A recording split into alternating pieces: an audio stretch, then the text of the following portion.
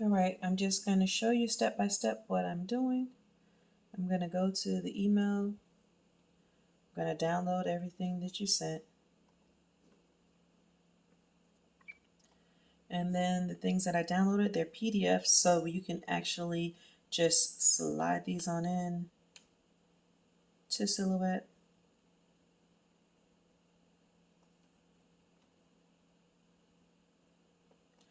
And that's how they come in. I'm just going to hit send on these to see exactly what it looks like when it cuts.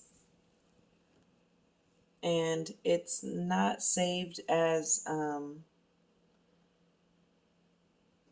it's still just a picture image. It's not really a PDF, so it doesn't separate it out, but it does have a transparent background, which is great. And basically what you would have to do is go ahead and trace these. But I'm going to invert this to make it easier to trace.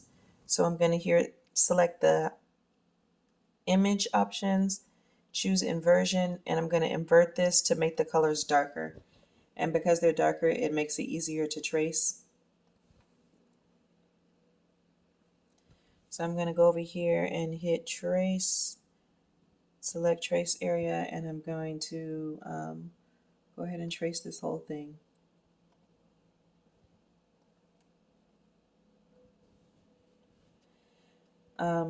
You can adjust the threshold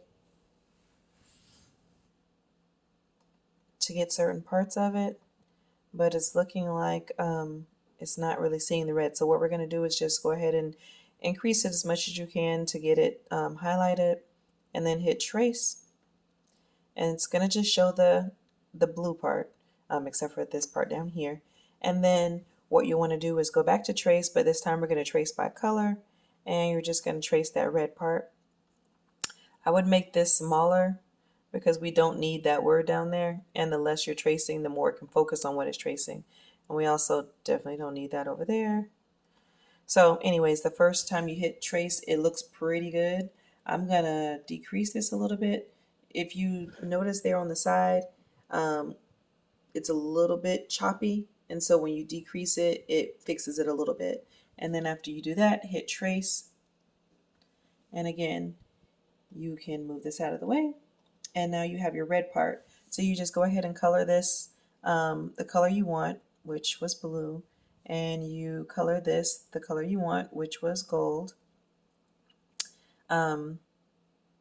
Actually, before I do that, want to go ahead and remove compound path, go to object, release compound path, and we're only doing that because we want this down here by itself. You still have to go through each letter and go to object, modify, and subtract, because now I can change this to whatever color I want without changing the inside. And so for instance, for this letter here, before I do that, I'm just going to highlight it and change it to the color, and you see the inside is still there, and we want to avoid that. So that's why we're selecting the inside and the outside, going to object, modify, and subtract that out, and then you don't have that in the middle. So once you do that for all the ones that have stuff in the middle,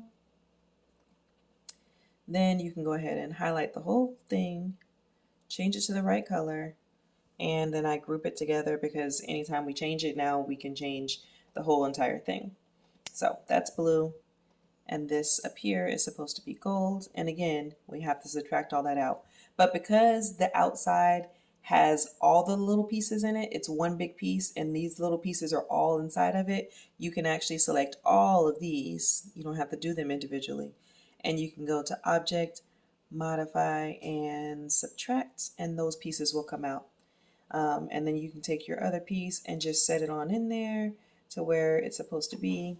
And you only need to do this if you're printing it. If you're cutting it, you don't ever have to put them back together.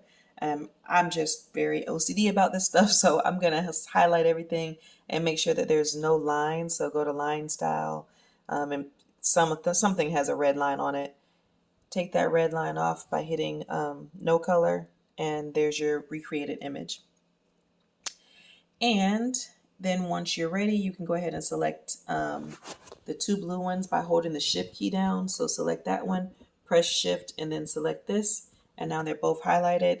And so I would group those together, so when you're ready to cut, you have this blue and you have this gold, and all you have to do is cut them separately. You would cut the gold out, then cut the blue out, press the gold down, and then you would put the blue on top of that. You can, if you want to, subtract this out of this, but I don't recommend it because then you'll see gaps, and whatever color shirt you have, you'll see the little bit of that color behind it if you subtract it out, if you don't line it up perfectly. And then you're going to do the same thing for this image. Let's see here. You sent this online also, so I just want to look at this one to see what it looks like. This one looks a little different, so I'm gonna put them on the same screen so I can see if what the difference is.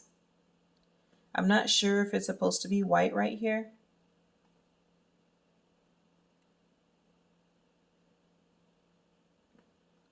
I really have no idea if that's supposed to be there or not, or if it's supposed to look like this. But let's just say, I don't know. So I'm gonna just highlight it.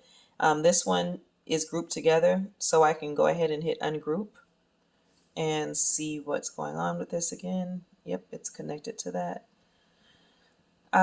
If you're not supposed to have that on there, because again, I'm not sure, you can just cut it off. It's such a straight line. It should be very easy to just go ahead and cut that off using the slicing little thing. Cut that and then just move it out the way. So I'm going to assume it's not supposed to be there because on the original one you sent me, it's not there. Actually, I'm not going to assume that. I'm going to assume it's supposed to be there. So you would do the same thing with this. You would just go ahead and select it, everything, and invert the colors so it's darker, and go ahead and trace it. And you would do the exact same thing that you just did with the smaller logo. Trace it once and then trace out the insides and then line it up together. I hope that helps.